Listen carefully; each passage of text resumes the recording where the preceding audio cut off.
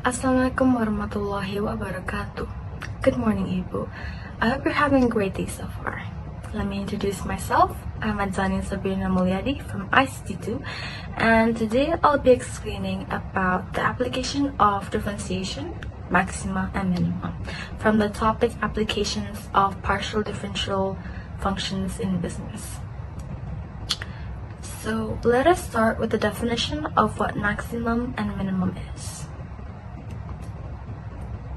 A maximum is the highest point on a curve or the largest value that a function reaches within a certain interval.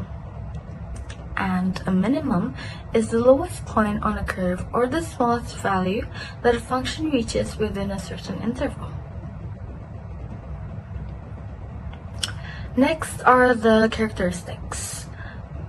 The first derivative function is y equal to fx, that is dy by dx, and it is the rate of change of y with respect to x. The second derivative function is y equal to fx, that is d square y by dx square, and it is the rate of change of the gradient with respect to x. Next are the stationary points. These points are significant because they can represent potential locations of maximum or minimum values of the function. And the first one is the local maximum, when the function changes from increasing to decreasing and is the highest point around the stationary point, while the local minimum is when the function changes from decreasing to increasing and is the lowest point on the graph around the stationary point. An inflation point is the point on a curve at which the sign of the curvature, that is the concavity, changes. Inflation points may be stationary points, but they are not local maxima or minima.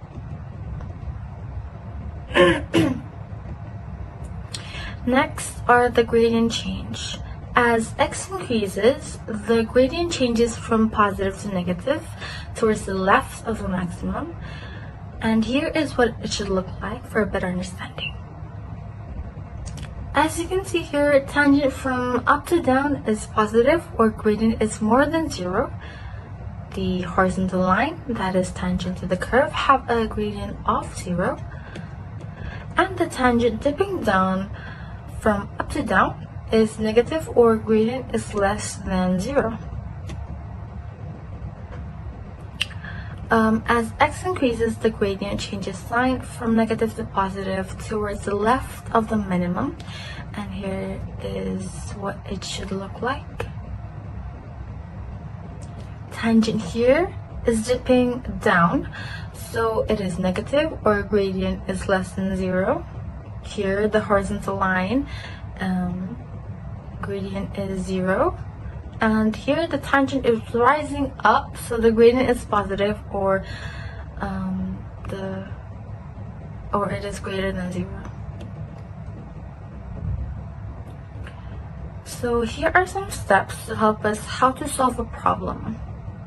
The first step is to find the derivative of the function. Second is to set the derivative function equal to 0, so to find the critical points where the slope is either 0 or undefined. Third is to take the derivative of function fx with respect to x, which is the first derivative function, to help us find the slope of the function at different points. Fourth is to use the second derivative to determine whether each critical point corresponds to a maximum, minimum, or neither. By applying these steps, we can identify the critical points of a function and determine whether they represent local maxima or minima. Now we can start doing some exercise that I have made. First question is fx equal to x cubed minus 12x plus 1. And the question is to find the coordinates of the stationary points on the curve and to determine its nature. Here I'll explain the answer step by step. So fx is equal to x cubed minus 12x plus 1. Next is f dash, or f1, equal to 3x squared minus 12. So 3x squared minus 12 is equal to 0, and simplifying it to 3x squared equal to 12. Then we divide that with 3, and we get x squared equal to 4. And after simplifying it, we get bracket x minus 2 and bracket x plus 2, which is equal to 0. So x is either 2 or minus 2. And the next step is we are going to determine the coordinates of the stationary points. So we substitute the x value back to the original function fx. So if x is equal to 2, then we get 2 cubed minus 12 into 2 plus 1, which is equal to 8 minus 24 plus 1, and we get minus 15. And if x is equal to minus 2, we get minus 2 cubed minus 12 into minus 2 plus 1, which is equal to minus 8 plus 24 plus 1, and we get 17. After getting the answer, we should not forget to write the final statement. So therefore, the coordinates are 2, minus 15 and minus 2, 17. So therefore, 2, minus 15 are the local minimum, while minus 2, 17 are the local maximum. And also, I made one more exercise question. So here we got y equal to x cubed minus 27x, and the question is to determine whether it's maximum or minimum and draw the curve. So this time we have to solve and draw the curve. First step is finding the stationary points. So here we are going to take the original function as dy by dx, and we know that dy by dx is equal to 0. So dy by dx is equal to 3x squared minus 27. Then 3x squared minus 27 is equal to 0. Then we divide it with 3 and get x squared minus 9, which is equal to 0, and then we get x minus 3 and x plus 3, which is equal to 0. So here, setting up each factor equal to 0, giving us two potential values for x, which is 3 or minus 3. Substituting to the original function, so if x equal to 3, we get 3 cubed minus 27 into 3. So it is 27 minus 81, which is equal to minus 54. And if x is equal to minus 3, we get minus 3 cubed minus 27 into minus 3, which gives us minus 27 plus 81, which is equal to 54.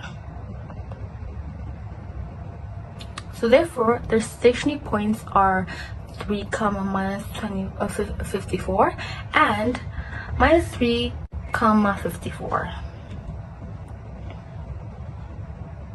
This time we will also test it with the second derivative. So d squared y by dx squared equal to 6x. So x dash, or we can also call it x1, equal to x into 3, which is equal to 18, meaning it is greater than 0, which makes it a minimum. X dash, or x2, equal to 6 into minus 3, which is equal to minus 18, meaning it is less than 0, making it a maximum. And here is how the graph should look like for this question. As you can see,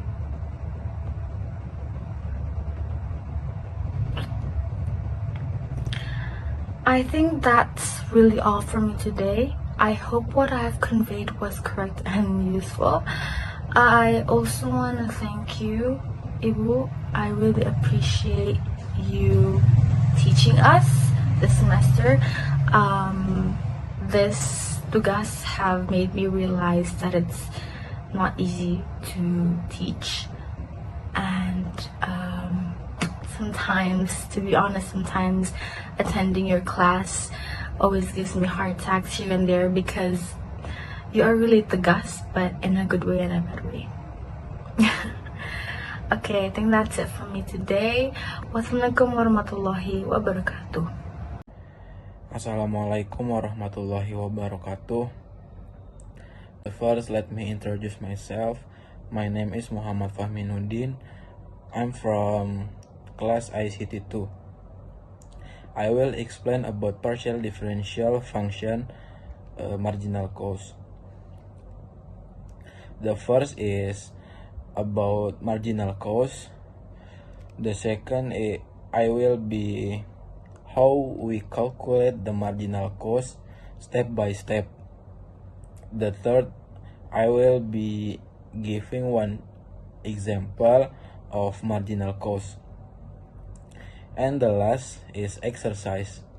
Okay, let's move to the first.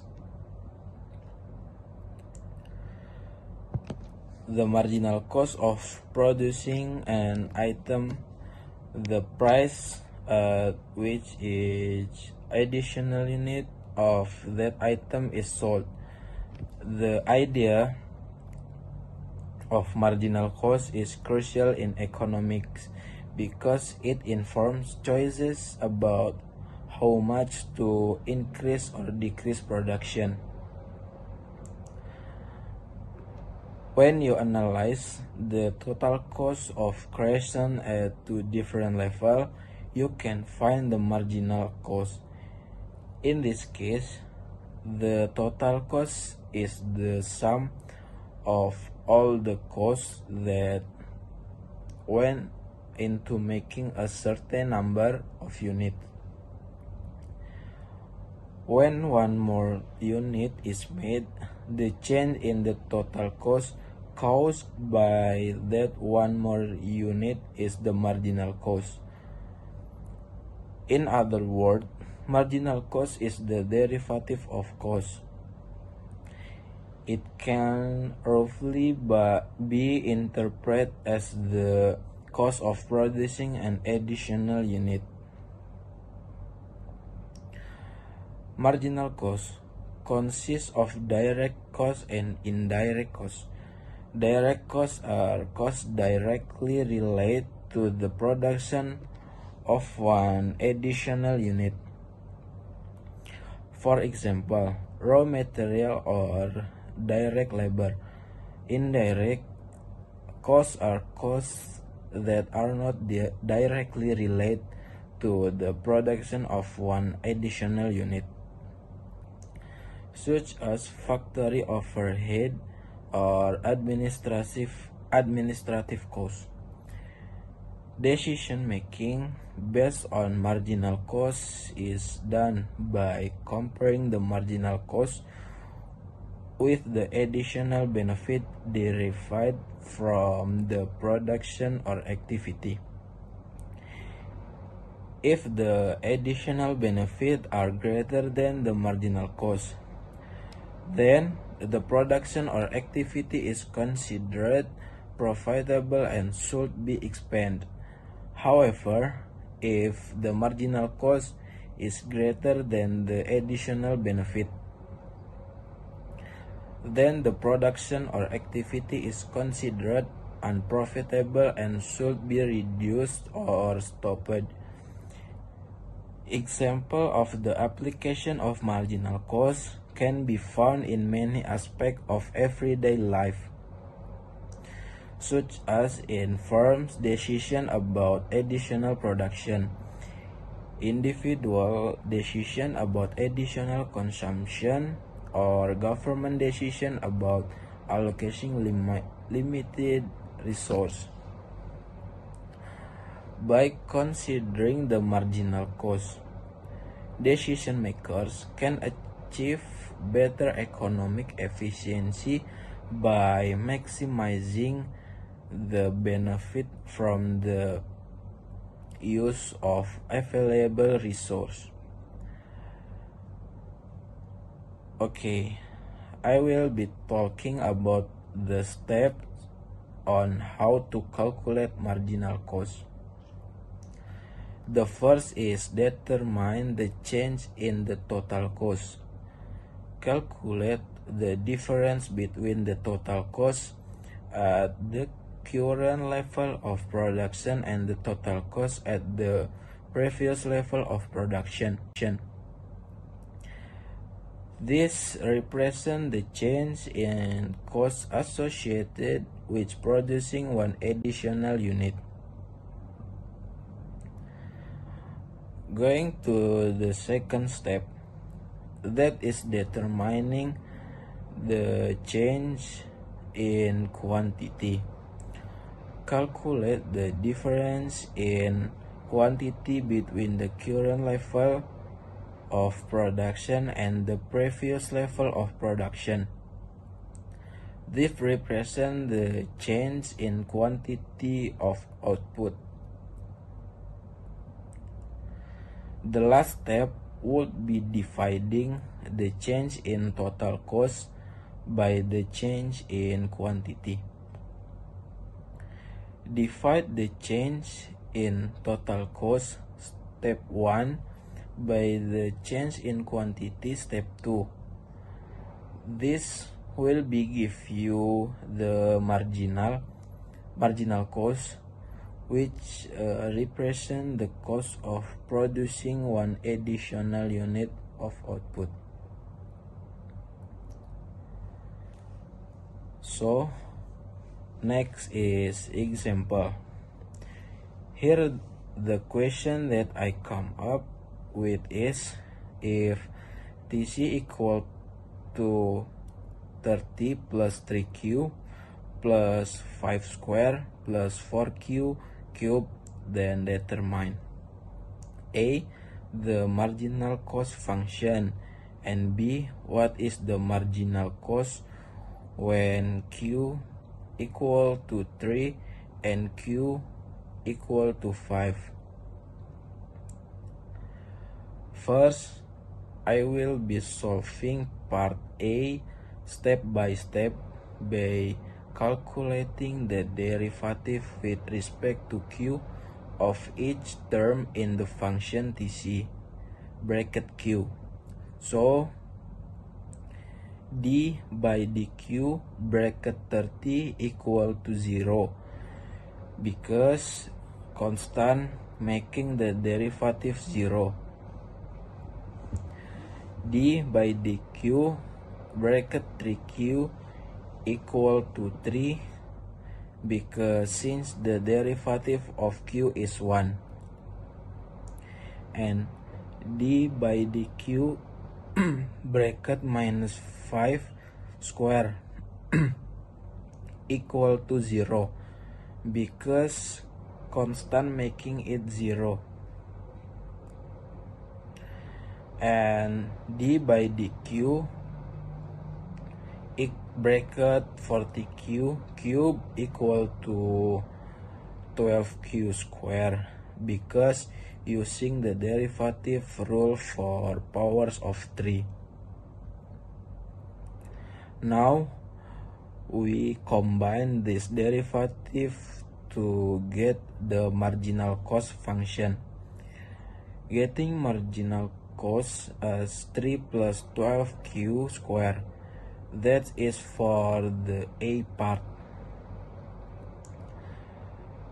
Continuing to B, to calculate marginal cost when q equal to 3, we simply substitute the value of q equal to 3 into the previous marginal cost function.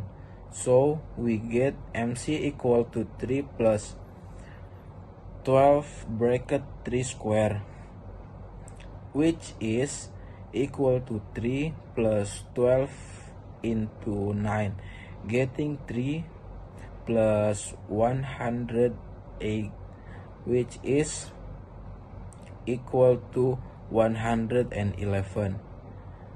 So therefore q equal to 3. The marginal cost is 111. Next is we calculate marginal cost when q equal to 5. So MC equal to 3 plus 12 bracket 5 square equal to 3 plus 12 into 25, making it 3 plus 300, which is equal to 303. So therefore when q equal to 5, the marginal cost is 303. Jumping directly to the exercise, the question is said TC equal to 60 plus 5q plus 4 square plus 3q cube. Then determine A, find MC function, and B, what is the MC when q equal to 3 and q equal to 5. Answering for part A first, by calculating the derivative with respect to q of each term in the function TC bracket q, that is d by dq bracket 60 equal to 0, because since is constant, making the derivative 0. Then d by dq equal to d by dq bracket 5q equal to 5, because the derivative of q is 1. Then the d by dq bracket minus 4 square equal to 0, because again since it's constant, the derivative becomes 0. Then d by dq bracket 3 cube equal to 9q square, because using the derivative rule for powers of 3. So now we can combine this derivative to get the MC function, that is MC equal to 5 plus 9q square. Going to straight to B part, to calculate marginal cost when q equal to 3, we simply substitute this value q equal to 3 into the MC function, that is MC equal to 5 plus 9 into 3 square, giving 5 plus 9 into 9, which is equal to 5 plus 81 equaling to 86. So therefore when q equal to 3, but the marginal cost is 86. Next, to calculate MC when Q equal to 5, MC equal to 5 plus 9 into 5 square, which give 5 plus 9 into 25, which is equal to 5 plus 225, which give us 230. So therefore when Q equal to 5, the marginal cost is 230. I think that's all from me today. I hope it was good and correct. Wassalamualaikum warahmatullahi wabarakatuh. Hello, my name is Muhammad Bagas Prawira from ICT2. In this video, we will discuss how to maximize or minimize a function without any constraint. First, we will consider an optimization problem with one explanatory variable, and then we will move on to solve an optimization problem with two explanatory variables.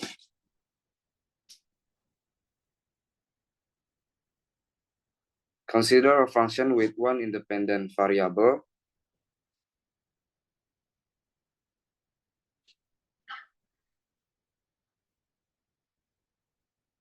y is equal to 5x squared minus 40,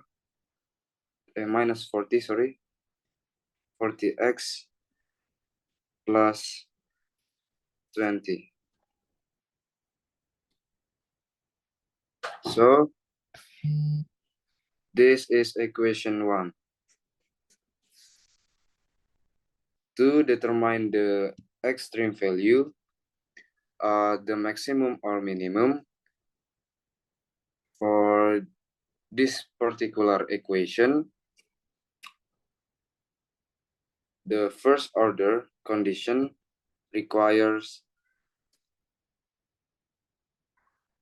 dy by dx is equal 0.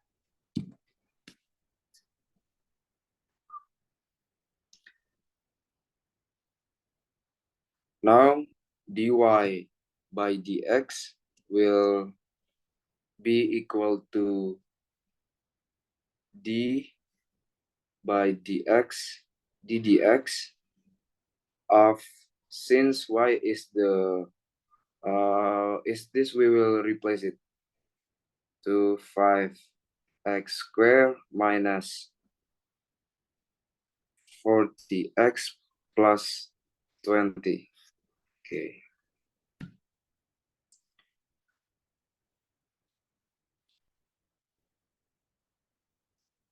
And this will be equal to, after differentiation, equal to 10x minus 40. Okay. Using the basic rule for differentiation,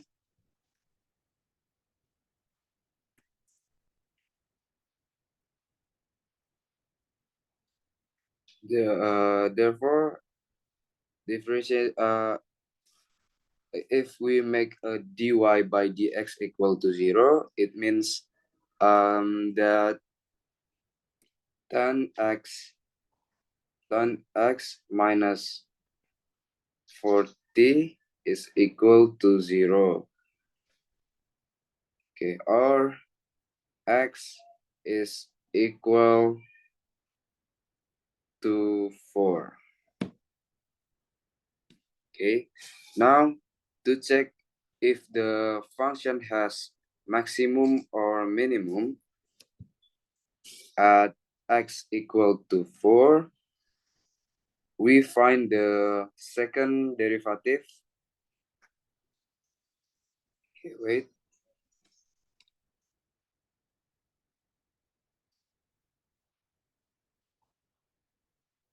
Okay, so second derivative is d square y by dx square, or we can write it as d by dx of dy by dx. Okay, so this is the formula.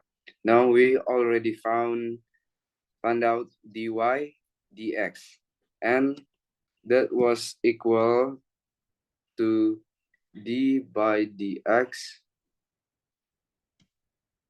of dy by dx we found out as 10x minus 40. Okay, or after differentiating this, we get equal 10, and 10 is greater than 0. Okay. If you recall the condition for maxima or minima, that maxima or minima, you will conclude that x is equal to 4, minimize the function, y is equal to 5x squared minus 40x plus 20. Because the sufficient condition for minima is that the second derivative must be greater than 0. Okay, and we have the second derivative greater than 0 right here.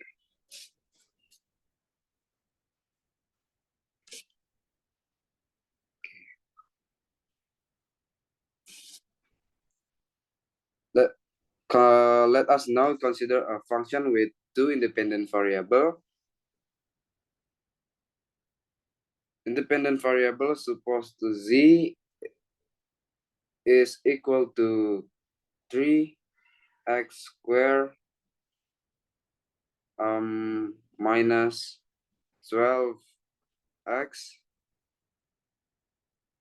plus, wait,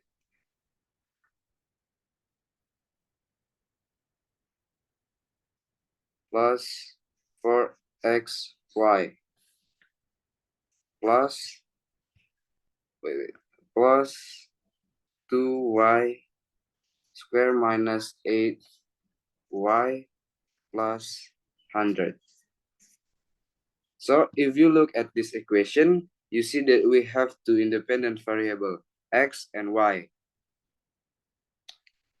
Okay, to determine the extreme value, the maximum or the minimum in this case, the first order condition will now require partial derivative of z with respect to x.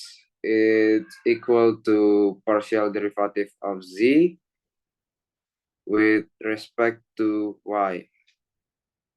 And both must be equal to 0. So this is the first order condition.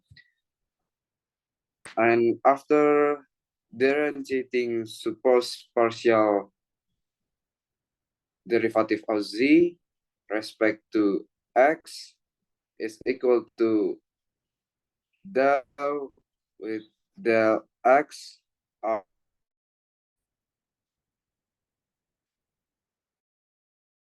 3x squared minus 12x plus 4xy plus 2y squared minus minus 8y plus 100.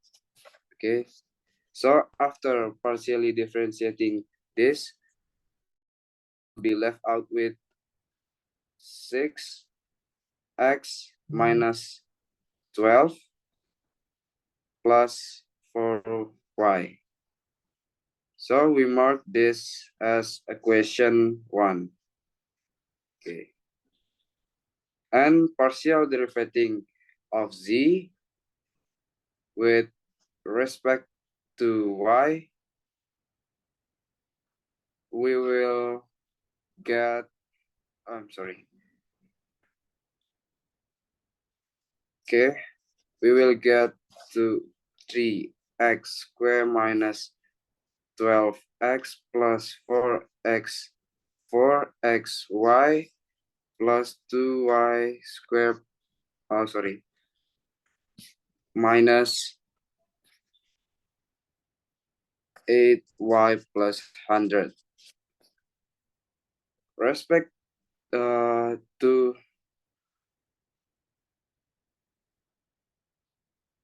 okay, so respect del z of del y, it's equal to 4x plus 4y minus 8. So we mark this as equation number 2. Okay. Now, simplifying equation 1 and equation 2. Equation 1 is 6x minus 12 plus 4y is equal to 0. This is the equation 1, and we write the equation 2, 4x plus 4y minus 8 equal to 0. We will equate it to 0 because the first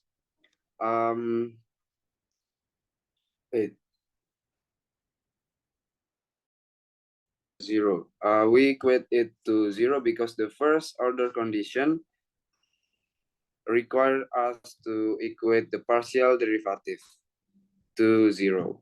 Okay, and simplifying this two equation, we get x equal to 2 and y is equal to 0.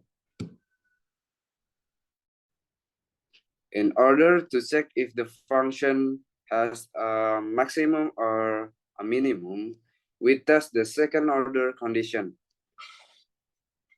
The sufficient condition for maxima requires h1 less than 0 and h2 greater than 0.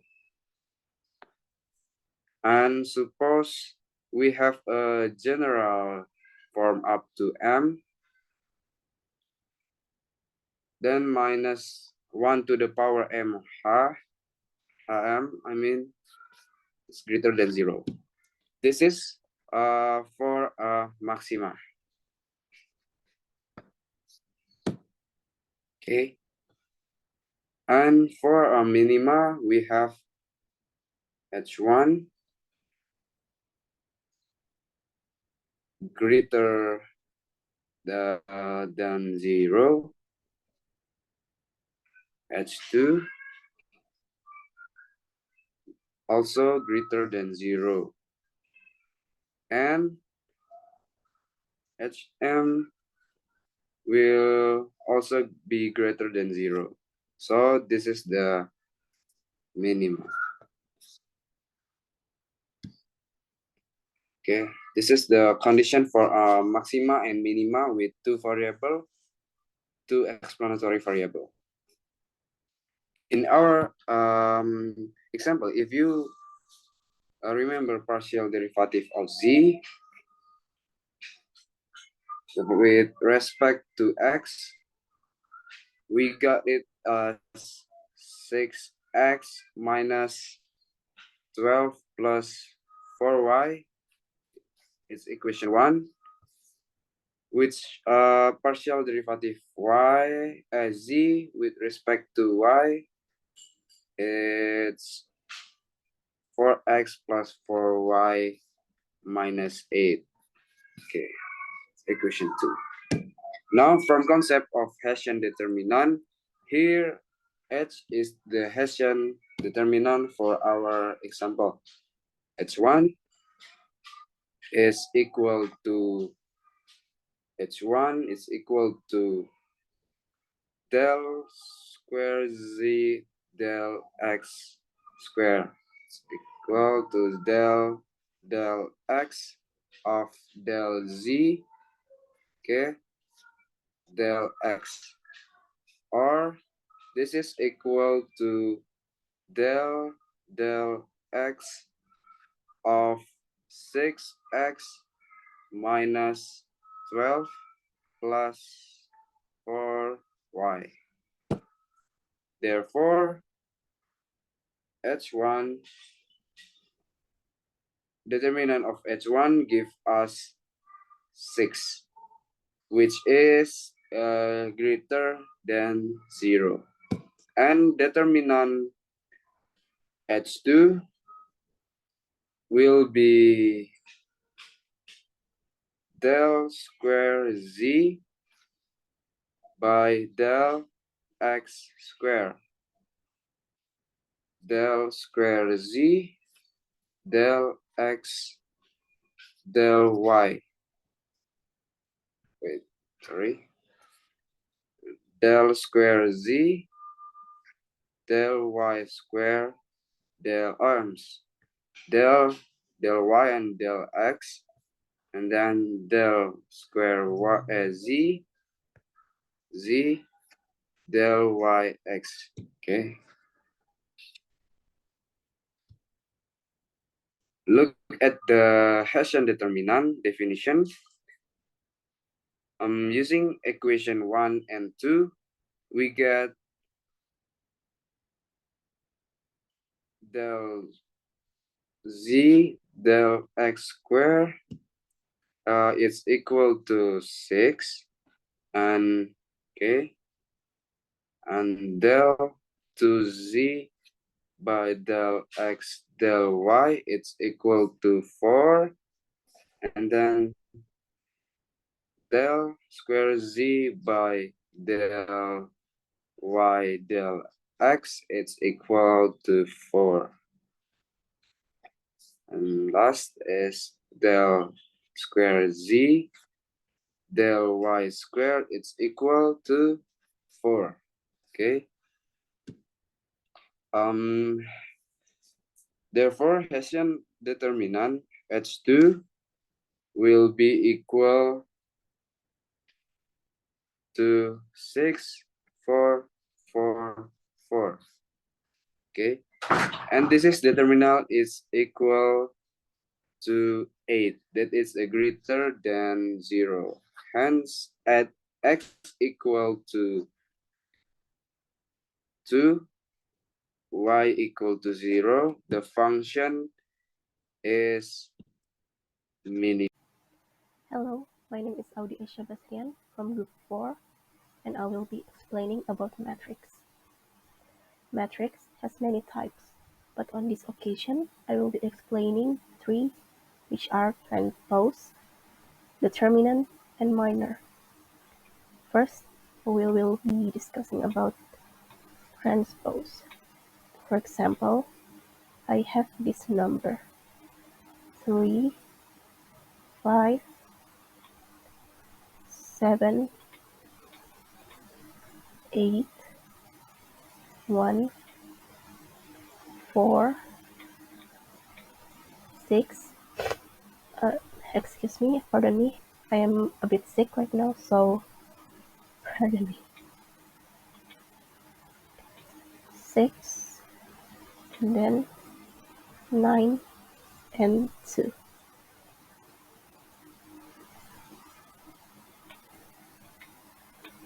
So, this is transpose.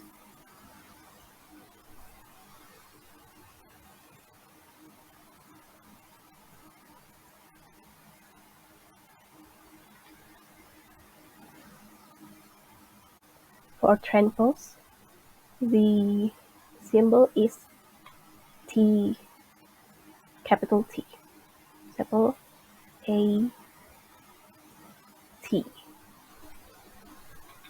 So it equals as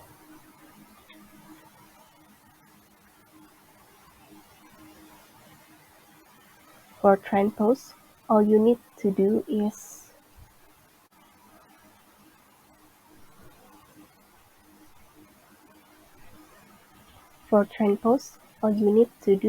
flip it. For example, because this is 3,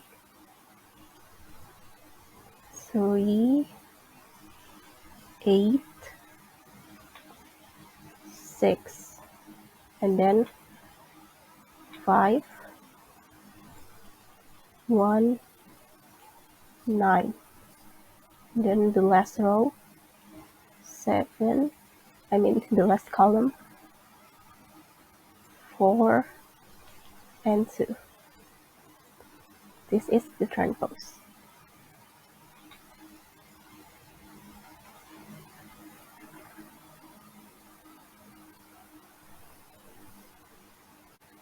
Next is determinant.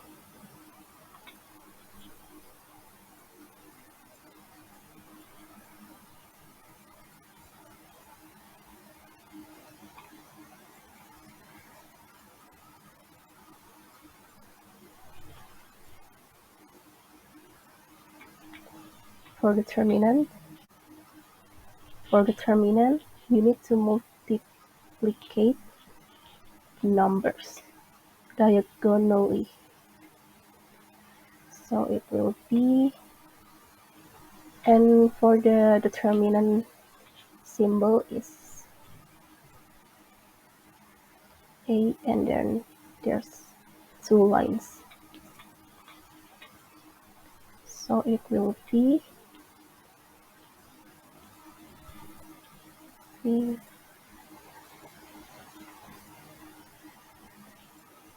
7,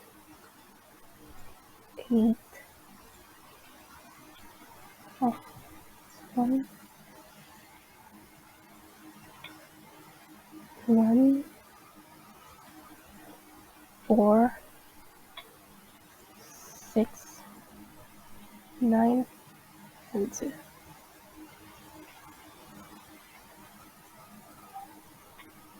For this, you need to multiplicate it by diagonally.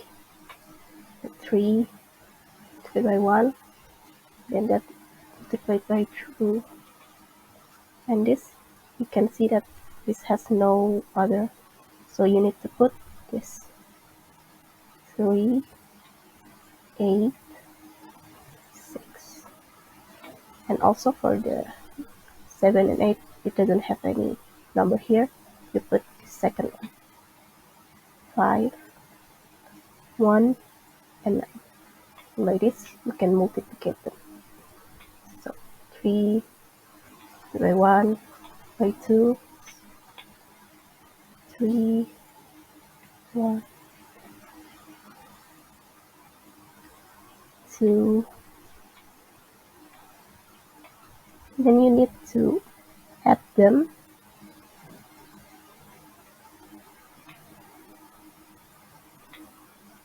And 5, 4, 6,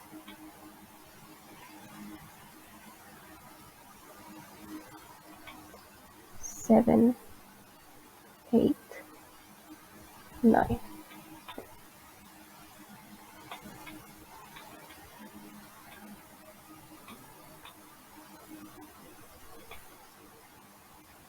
This is the first one, and you need to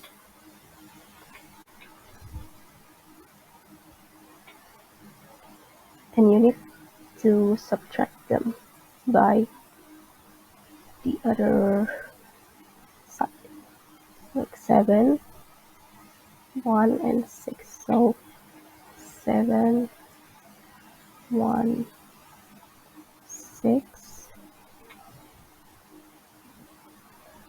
add 3, 4. 3, 4, 9. Add 5, 8, 2. 5, 8, 2 equal.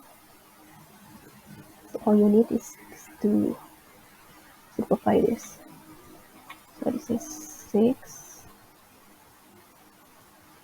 plus, and then 120, then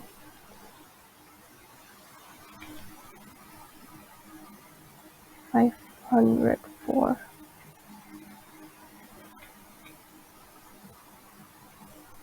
and then this will be subtracted by 42 plus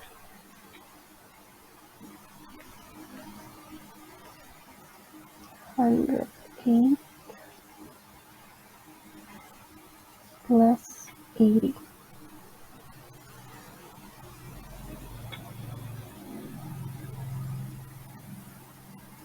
The total will be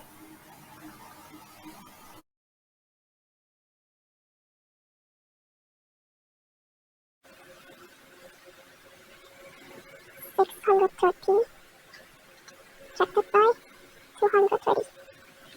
It will be 400. This is the determinant for this. And the last one is minor.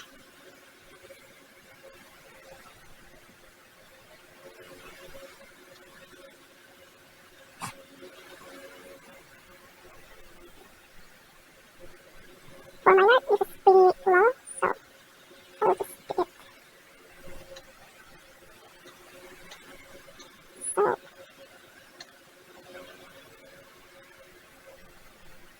3,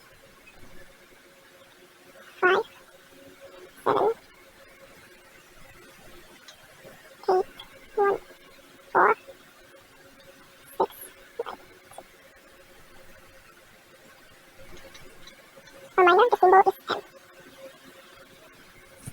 For the first step is that you need to close this row, then close this column. So all you got is 1, 4, 9, and 2.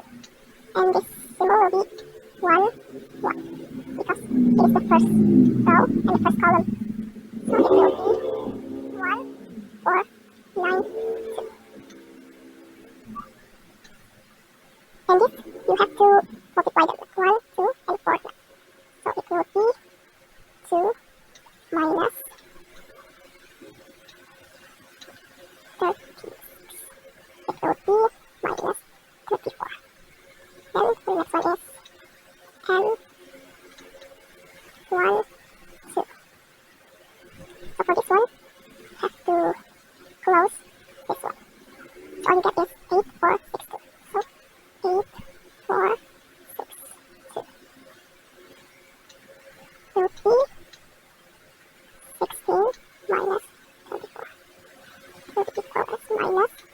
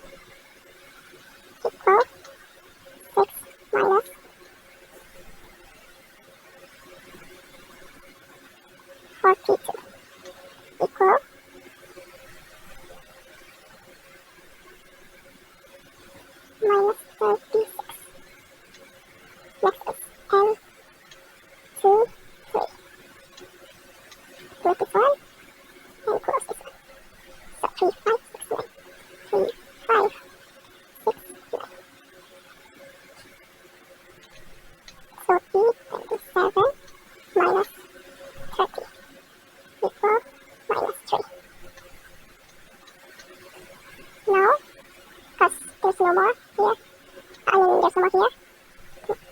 We go down. Then like the first, we close this one. So there's only 5, 7, 1, 4. 2, 3, and 3, 1.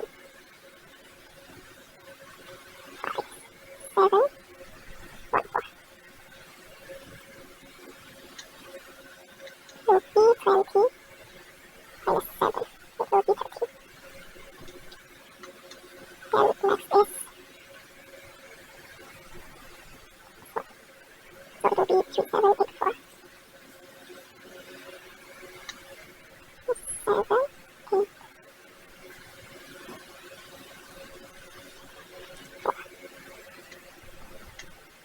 12 minus 56 equal minus 44. And the last one is and 3, 3. With this one and plus this one. It will be 3, 5, 8, 1. 3, 5, 8, 1 equal 3 minus 40 equal minus 37.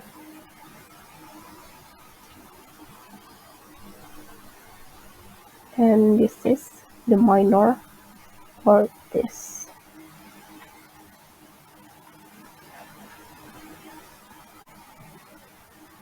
That is all. Thank you very much.